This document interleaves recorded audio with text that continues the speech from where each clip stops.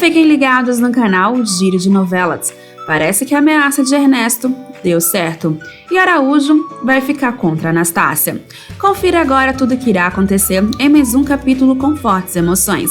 Mas antes, deixe o seu like, inscreva-se no canal, ative o sininho para você ser notificado de novos vídeos e não esqueça de compartilhar com geral.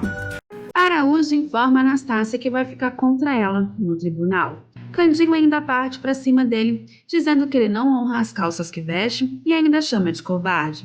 Araújo diz que não é covarde, ele só está defendendo ele e o filho dele. E Candinho diz que ele está usando o filho para esconder suas fraquezas. Ele errou, deu golpe e agora não quer responder na justiça. E ele também pergunta se Araújo consegue se olhar no espelho.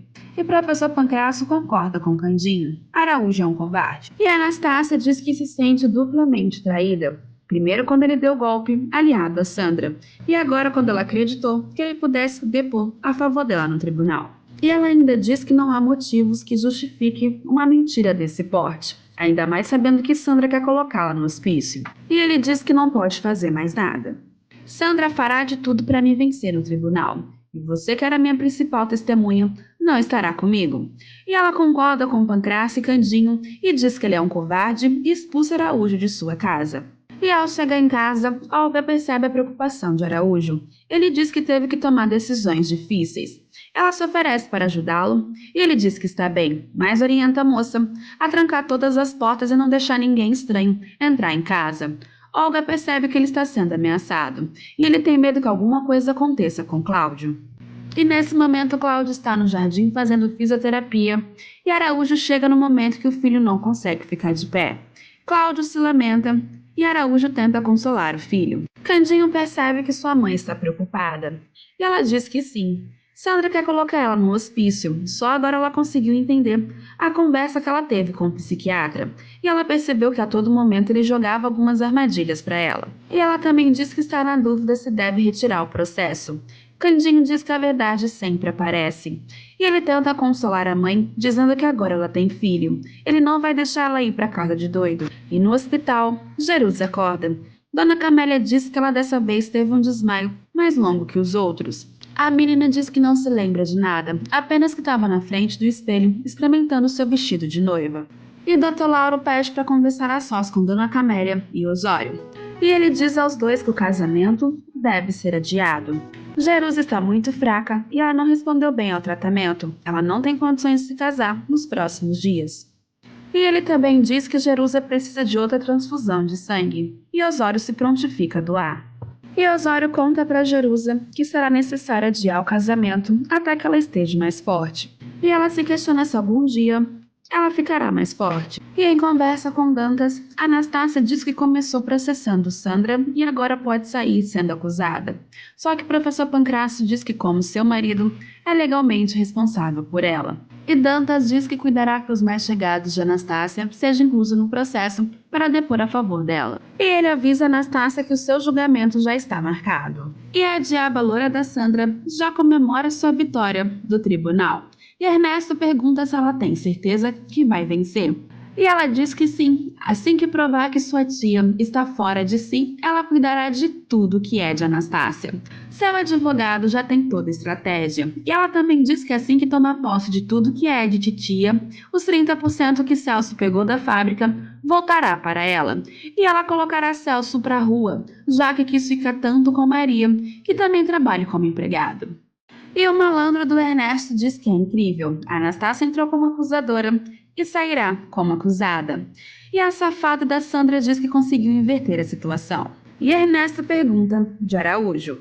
Sandra diz que assim que vencer o processo, vai fazer uma proposta bem miserável para ele vender a parte dele na fábrica. Só que o que a diaba não sabe, que a parte dele já está com titia. Maria procura Quitéria para saber se ela sabe de alguma coisa. Quitéria diz que toda vez que Sandra tem reunião com o advogado e psiquiatra, não deixa ela permanecer na sala. Mas ela diz que vê Sandra comemorando muito com Ernesto, que praticamente mora com ela. Maria conta tudo o que Quitéria disse para Celso e ainda pergunta para o noivo, já que ele é formado em direito, se Sandra realmente pode vencer o processo contra Anastácia. E ele diz que o advogado e o psiquiatra estão tocando num ponto muito sensível. Se provar que realmente a Anastácia assinou os documentos, eles podem alegar que ela esqueceu, e isso é caracterizado como perda de memória. E ele ainda diz para Maria não se enganar, sua tia pode sair desse tribunal em um hospício. E na fazenda, Boca de Fogo não gosta de saber que Zé dos Porcos não atendeu o pedido de Mafalda. E ela disse que greve é crime e vai chamar a polícia para ele. E ela é muito sem noção. Ela ainda tem a cara de pau de dizer a Quinzinho que não vai pagar o salário de Zé dos Porcos enquanto ele estiver de greve. Só que Josias lembra ela que ela nunca pagou o salário do rapaz. E Boca de Fogo não tem limites, principalmente quando o assunto é dinheiro. Ela é bem parente da diaba loura da Sandra.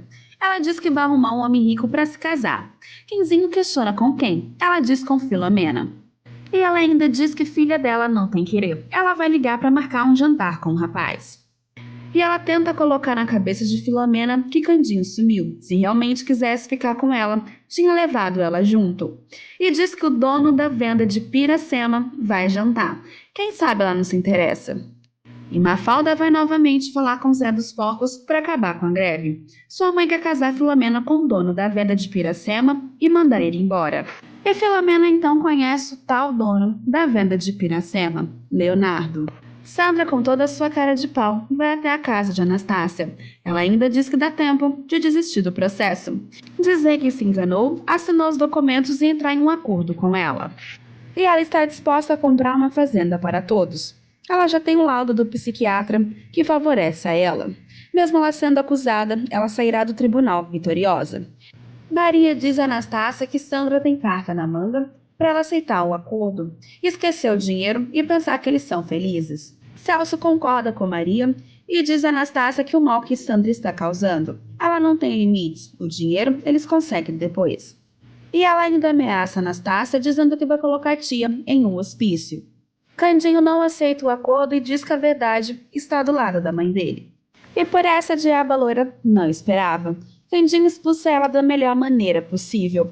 Pede para Policarpo dar um coice nela e ela sai voando pela janela. E ainda diz que com a mãe dele ninguém mexe, a mãe dele não é doida. Parece que Sandra, por enquanto, teve o que mereceu. Deixa nos comentários.